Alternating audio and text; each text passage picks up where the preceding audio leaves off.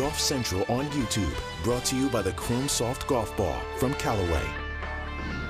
Hello, I'm Matt Adams, and this is your Golf Central update. Well, the Korn Ferry Tour Q School Finals just wrapped up a little while ago at the Landings in Savannah, Georgia, in what was supposed to be a Sunday finish, but due to heavy rain over the weekend, the final round was pushed to Monday. Let's take a look at the top 10 on that leaderboard, and there you see atop it Zach Fisher, who had to birdie the 18th hole to finish solo atop that leaderboard. He is absolutely fully exempt. Now, with the top 40 notables, look at these list of players. I'm sure many there: John Augustine, Garrett Reban, John Pock, that you recognize, including Kyle Westmoreland, who served his country in the Air Force, who joined us on Golf Central to talk about the accomplishment. I'm thankful to have been able to play this week and more so to have gotten it done. You know, it's awesome to be able to play every single week. And you know, now my wife and I, my team, we can make a little bit of a schedule for the next year. So we got the mission done after a rough first round. So it was fun. You are a graduate of the Air Force Academy. You're a captain in the Air Force, and here you are now making your living playing the game of golf professionally. I'm curious how you were able to keep those roads on track. Man, it's been a long time coming. You know, we laughed about it being a little bit older, being here as a first, you know, my first time being in the Korn Ferry Tour Finals at the age of 30. I'm so thankful for what the military has given me. You know, I think going in a little bit older with getting the perspective of being able to serve and get to meet some great people, you know who you are, you know what your goals are, and you know how you want to get it done. So I'm thankful. I think the military actually gave me a little bit of an advantage coming into golf with, you know, like I said, my goals and just what I want to achieve and a great team. So I'm thankful to have been in the military and be able to transition into the golf world. Kyle, certainly you've always had passion for what you do in whatever field of endeavor that you were in. In this case now that you have this opportunity before you with the game of golf, how excited are you about 2022? Oh, couldn't be more excited. You know, I'm excited every day to get to play, but now to be able to have a schedule, kind of be in that pipeline, playing on the Korn Ferry Tour, it's an awesome opportunity to, you know, showcase what we have, what we've worked forward and what we've worked towards and what we, you know, hope to accomplish. Did you have a sense of this perhaps coming when you got through local qualifying, you get into the U.S. Open, you end up finishing in a tie for 68th?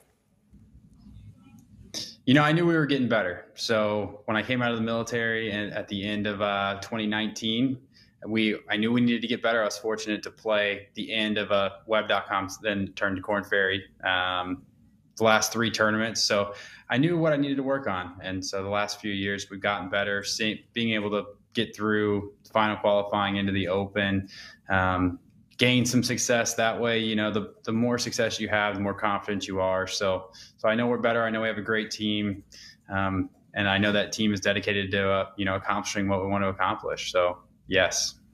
Kyle, you spoke about, that's rightfully so, sir. You spoke about your excitement and your gratitude towards the fact that you were a member of the United States military, which I think is fantastic. But I wonder, now that you're on this stage, you have it in the apparel that you're wearing. Clearly, this is something that is part of you, and it's a message that you want to carry forth. How excited are you about using that which you love, the game of golf, to continue to honor the military?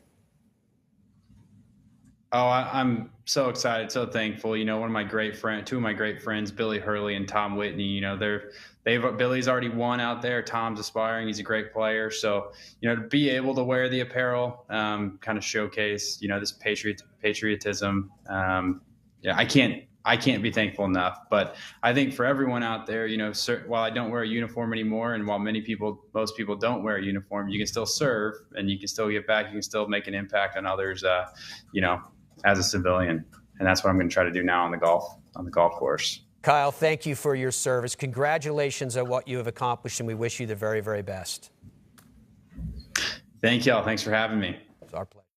We're joined by Brentley Romine, who has been down in Savannah, Georgia all week. And Brentley, let's start with some of the storylines that surround Zach Fisher, who is fully exempt.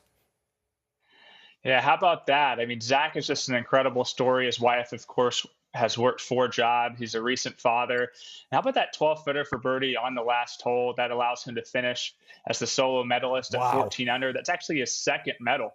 That all the way back in 2013, the first year of KFT Q School, beat guys like JT, Tony Finau, Max Homa.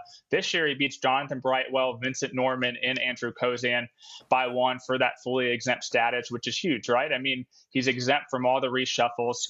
But looking at the history, it's a little bit against the medalists. All the way, or since 2013, only one guy who medaled that final stage has gone on to earn his PGA Tour card the following season. That was Curtis Thompson, the co-medalist from 2019.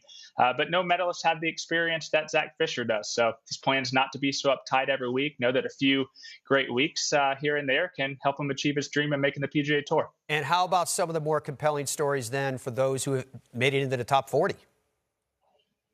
Yeah, that was a lot of drama around the top 40 bubble. 11 guys end up making it on the number at 1 under, including John Pack, John Augenstein, Davis Thompson, Michael Visacki, the big story coming into the week. He was on the number with 2 to play at 17, hits a shot in the water, makes double bogey, and misses by 2. And then on the flip side, Justin Suh, birdie 17, then has a clutch 2-putt down the ridge at the last, makes it on the number. Some other notables kind of getting into that top 40, top 10 is Tane Lee, former D3 national champion more than a decade ago, who contended at Congaree earlier this year. Recent father of 2 now, has 12 guaranteed starts. And then Thomas Rosemuller, who I think is a pretty good story. From Germany initially, played college golf at North Texas. Course record, 8 under 63 today. This is a guy who 24 years old, won 3 times in the Pro Golf Tour last year, but then struggled on the Challenge Tour. Decides to give the KFT a shot. Very emotional today and had a very lucky break on the front 9. His drive hits a tree, barely stays in bounds, goes on to birdie the hole. And wow. Maddie, I mean, sometimes that's all it takes, right? The difference between success and disappointment. Well, let's stay in that theme for a second there, because where there has been accomplishment, as you've been noting, there also is a lot of disappointment. Yeah, we talk about Visacki, but also some other guys who just missed out and had that conditional. Tom Lovelady, who was a member of that 2014 Alabama national title squad. He quit golf earlier this year, only to return. Jason Scrivener, European Tour player, made a run at it, 7 under, but ultimately falls short. Daniel Summerhays came out of retirement as a school teacher to give it one more try. And Texas A&M standout Chandler Phillips, who, I'll close with this, he's actually an example of hope for these guys in that he had conditional status last year, ends up getting a sponsor exemption, parlays that finish into more than a dozen starts. And I mean, I guess we'll see what happens next year, but all I know is I can't wait to get things started again on the Korn Ferry Tour in 2022. Well, Brentley, in these stories of triumph and tragedy, you have done a brilliant job bringing them to us. Thank you very much for your efforts. Thanks, Maddie. Let's turn our sights to PGA Tour. This is the Comcast Business Tour Top 10, and there you can see it's still being led by Sam Burns, Sungjae Im just behind him, Hideki Matsuyama. Then look who is in 4th position. One Victor Hovland, who just won in Mayakoba. Take a look at his movement.